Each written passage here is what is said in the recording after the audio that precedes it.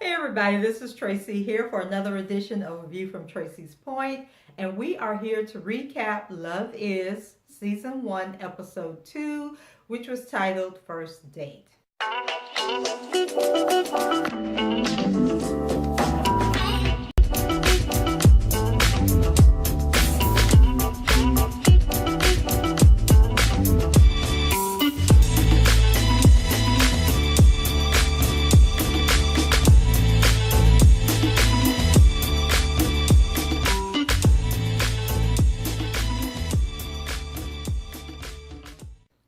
So I was surprised when I did the recap for episode 1.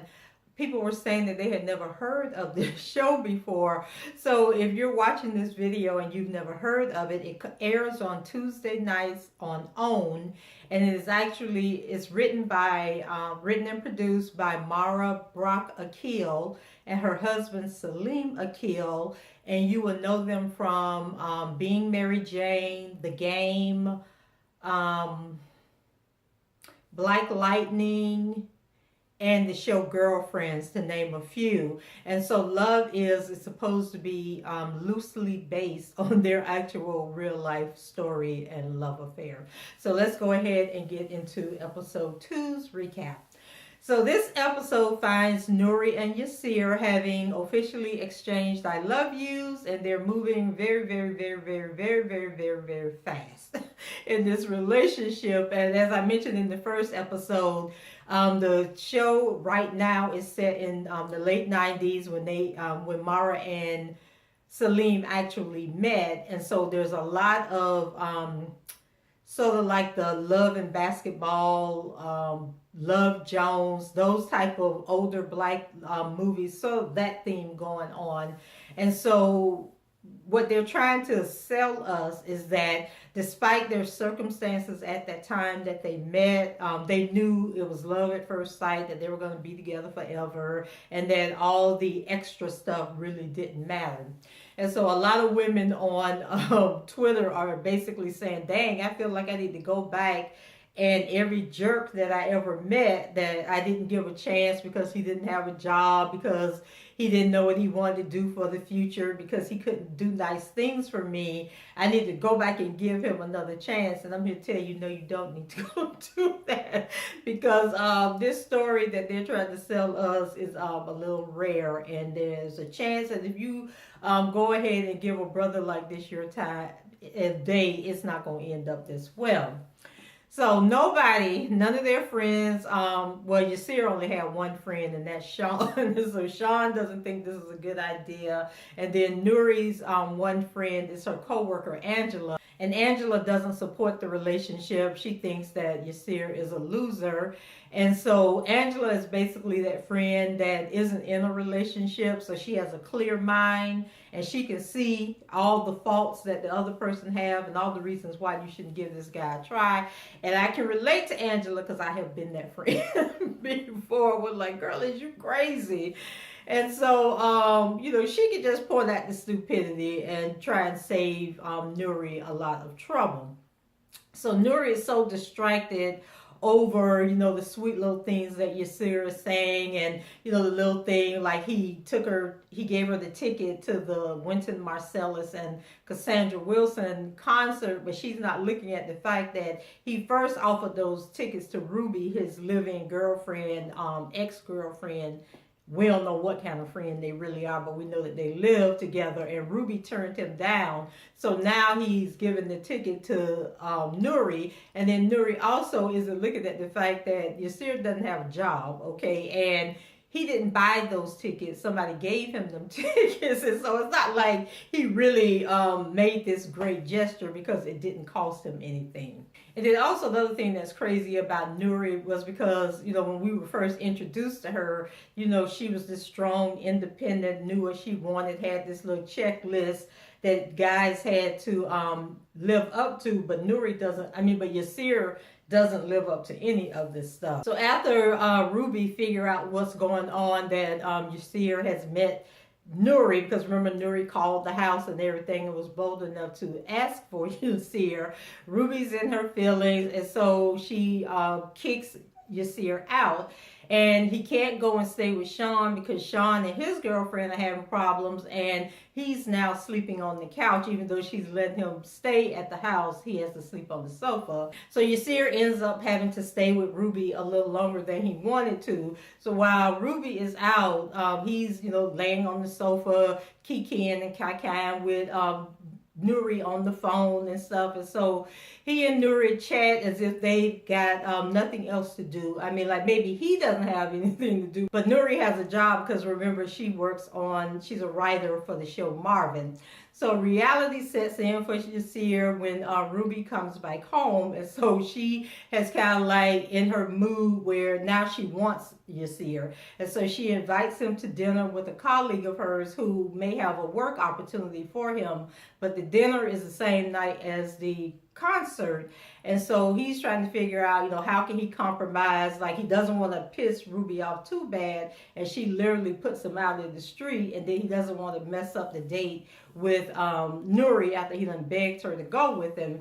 So he decides that, Ramadan is coming up. And remember, he called himself a Muslim. So he's like, he can't eat after a certain time. So he'll just go to the earlier part of the evening, meet the people, kind of network and whatever, and then he'll excuse himself when they get to the dinner portion of the evening.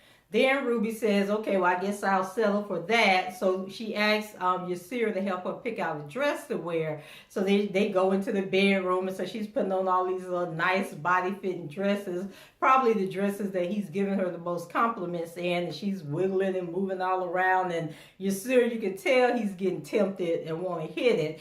But then he uses the excuse about Ramadan once again, that he can't be having sex with actually, I don't understand how he a Muslim when he's living with a woman and was probably obviously sleeping with her, but now he wants to use the Ramadan as an excuse to why he can't be tempted by Ruby.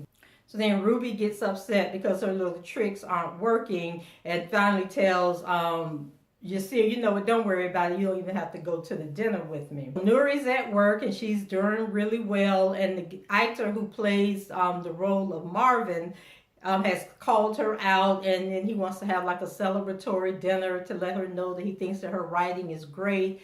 And he also wants to pitch some ideas because Marvin is supposed to be like the show Martin, but instead the Marvin character is an ex-con, and so the guy, he kind of like wants to move away from those stereotypes, and he thinks if he gets in good with Nuri that he can get some leeway with that.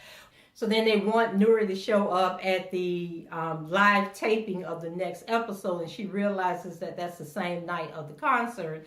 So now she's trying to figure out like how she's going to get out of the live taping and also make it to the concert. So even as all of this is going on, she's trying to call Yasir and she can't reach him, and she tries to get a hold of him via his pager, but the pager has been turned off because he ain't got no job and he couldn't pay the bill, and Ruby is in a funk, so she sure enough ain't giving him no money. Yasir is calling her job, leaving messages, but she isn't calling him back, and of course she can't call him back because he has left the house with Ruby, and so it's just miscommunication all around. And so they both remain hopeful, that they'll see each other again. So then in one of the little scenes where we go to the older Yasir, he pretty much sums it up and says that the concert is an oasis in the desert and his reprieve from his frustrating life. And if he can get there, then he just knows in his heart that Nuri will be there. And then Nuri still has the ticket, but she loves work all the same. And so she has to decide, it's a competitive industry. Do I risk losing my job, to follow love?